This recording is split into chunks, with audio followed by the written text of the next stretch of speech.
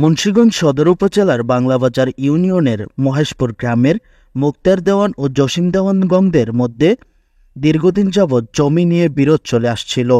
গত ৫ই মে রবিবার মুক্তার দেওয়ান তার নিজ বাড়িতে গাছ কাটতে গেলে জসিম দেওয়ান বাধা দিলে তাদের মধ্যে কথা কাটাকাটির এক পর্যায়ে মারামারি শুরু হয়। এ সময় মুক্তার দেওয়ান গুরুতর আহত হলে তাকে উদ্ধার করতে শাহ দেওয়ান নামে মুক্তার দেওয়ানের চাচাতো ভাই এগিয়ে গেলে তিনিও আহত হন।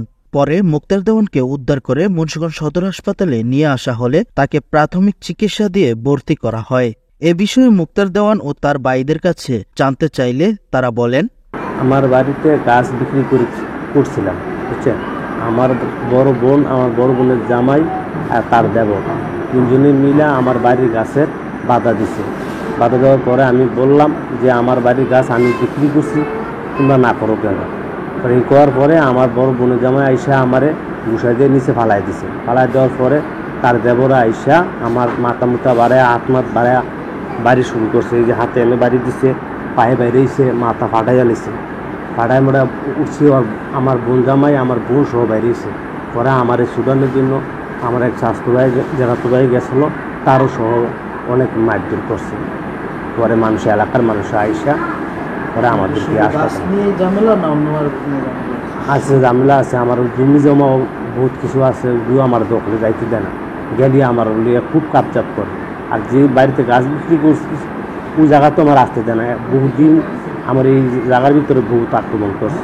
আর একেবার আমার ঘর আইসা তারা মাইরার দূরে থেকে গেছে। আমার বউ, আমার মা, তাদেরকেও মারছে আমি এলাকায়। পরে আবার অনেক এই বর্তমানে গাছ ওরা বিক্রি করছে, ওরা বাধা দিছে। তখন আয় কইছে আমার গাছটা বাধা দিলে কিনলিগা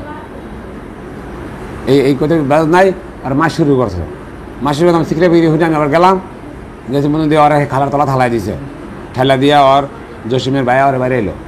পরে আমারও ঠ্যাং বেড়া বাইরে দিয়েছে, আমার মাথা কাছে ঘুরিয়া। পরে আমি ফানি মানে ডাইলে আমার সুস্থ করছে। পরে আমার বাইরে হাসপাতাল আনছে। আমাকে বাড়িতে আমরা যাইতে পারি না। আমরা বাড়িতে গেলে আমাকে মারধর করে। আমরা সুষ্ঠু বিচার চাই, আর যেমন বাড়িতে আমরা যেমন যাইতে পারি।